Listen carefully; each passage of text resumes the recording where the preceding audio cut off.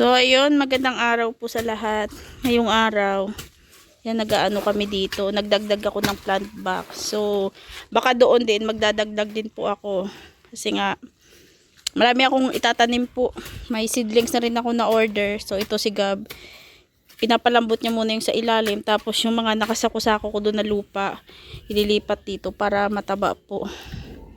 So, yun po ito yung sitwasyon ngayon ng garden natin. Yan si Gab, may sili dyan, may pechay ako ng naipunla. And then, nag-harvest na ako ng kanina, ng okra. Itong ginagawa ko mga pampataba, yung mga balat-balat lang ng dahon, ay mga, yan, yung itlog, shell ng itlog, balat ng prutas or gulay. So, yan kahapon, nag-harvest din ako ng okra dyan. Ayan, ayan. Diyan ko tinatapon yung yung carrots at saka ng patatas. Yun, ako ng alugbati. Kahapon naglaswa din ako kahapon. So, tapos kanina nagkuha naman ako diyan ng talbos ng kamote. Inulam namin ni Gab. Yan. Yan yung namin, talbos ng kamote yung inulam namin. So, nakaka-save na po kami. Yan, may mga tanim din dito sa gilid ng tawag ito sili. So, ayan yung sili. So, mga organic to, wala mga spray. So, tanggal-tanggalin lang natin yung mga dito, mga damo-damo. So, yan po. Yan yung mga sili dito. Bell pepper po iyan. Kasi mahal po pag binili po yung bell pepper sa palengke. Isang piraso, 30 pesos. Siyempre, depende yan sa size po. Kung malaki, siyempre mahal. Tinanggalan ko na rin to ng dahon yung okra kasi nga parang may ata dito, hulihin ko to. Parang may nangangagat sa alaga ko sa okra ko Gustong-gusto ko, tuwang-tuwa ako kasi nga yung alugbati ko kasi ko yan, main ingredients yan sa laswa. Gustong-gusto sila ng okra, yun. So hindi na ako nagbibili. Na lang siguro minsan, bili lang ako ng kalabasa. So kumakapal yung mulberry ko. Babawasan ko dun kasi nga pupunta dun kay Mr. J.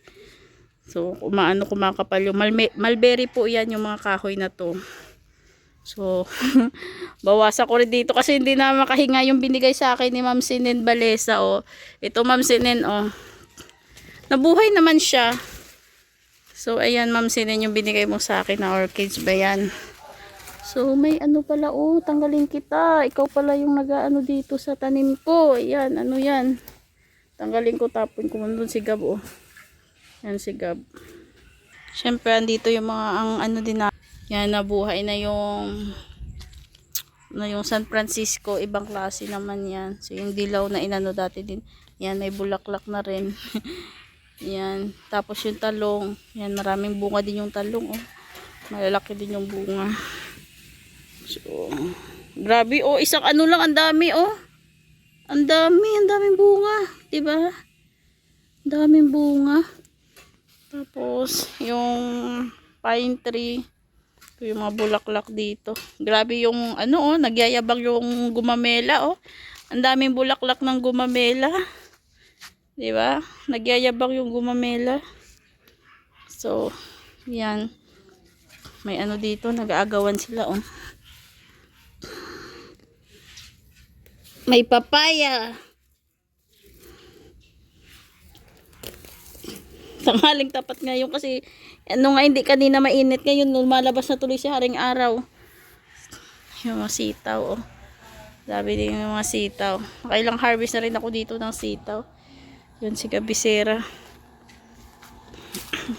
Kasi nga tatanim ako dyan ng pipino po. Kasi napakahilig namin ni Gab ng pipino. So, yung tinatanim ko po, yung mga gusto lang namin na gulay din. Yung gustong-gusto namin. Kasi sa ibili pa namin, 'di ba? Lalo na yung panglaswa ko na gulay. Everyday, pwede ka maglaswa. Walang sawa, hindi ka naman mauumay sa gulay. Ay basta partira mo lang ng isda. So, ayan po. Ito po yung update ngayon. Update ngayon sa garden. Ginagawa namin ni Gab. Saan na ba yung ko? Kunin ko yung seedlings ko. So, ito nga po yung itatanim ko. So, yung gagawan ko lang to, yung una ko itatanim dito, pipino, at saka yung Snoopy, or sitsaro, 'di ba? sitsaro sa Tagalog. Yan, mahal din. Masarap yan sa pansit. Masarap din yan, gisahin lang din. Wala dito yan, wala dito sa tindahan. O siguro meron man, baka ano, mahal kasi ito eh. Mahal siya pag binili mo to pang pansit, panggisa. Syempre yung pipino, pwede sa lahat. Salad, sa mga ihaw-ihaw, 'di ba? Kasarap ng pipino. So, ito po yung itatanim ko. Mauna yung pipino. Pupunla ko muna bago ko i-transfer dito. Dadagdagan ko pa yung lupa. Mainit na. At saka mainit na umaambon. Ganito yung panahon ngayon. At saka may ano din na malakas yung hangin. Kaya natutumba yung sampayan ko dito. So, yun. Tuloy-tuloy din yung gawa dyan ng mga kapitbahay ko. So, yun pong ano. Yung bakod kasi namin hanggang dito lang sa bahay namin. Bali, hindi pa natapos yung bako dito sa likod.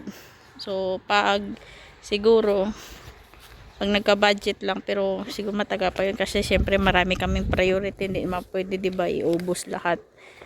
So, pag makaluwag-luwag, yun lang. So, ayun po. Yun po yung update dito sa garden. Tsaka din kay Joey dun, yun yung lote din ni Joey. Maraming, silipin natin kung maraming talong pa. So, ayan po, kung nanonood ka man, Boss Joey, yung talong mo, marami pa rin bunga.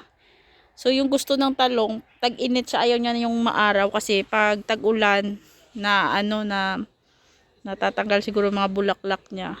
Ay, nung nakaraan, medyo naubos yung mga bunga din. Dami nakikinamang din dito sa ni Boss Joey.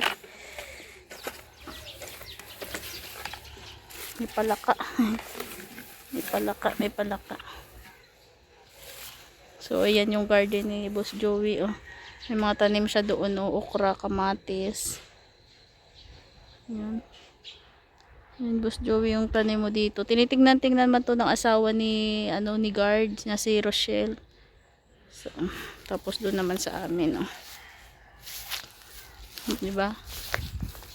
Papalawaki ko yung garden ko. Ayan, salamat din pala kay Tita Elma. Yun, shout out kay Tita C.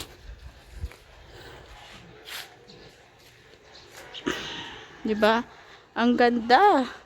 Ang ganda pag mapuno na to ng gulay din.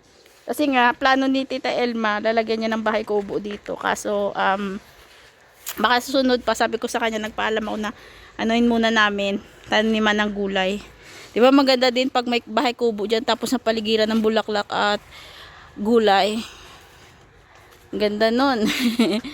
So, ayun po, maraming salamat po sa inyong lahat, sa mga, especially sa mga natin, solid viewers na nagsusuporta kay Gab.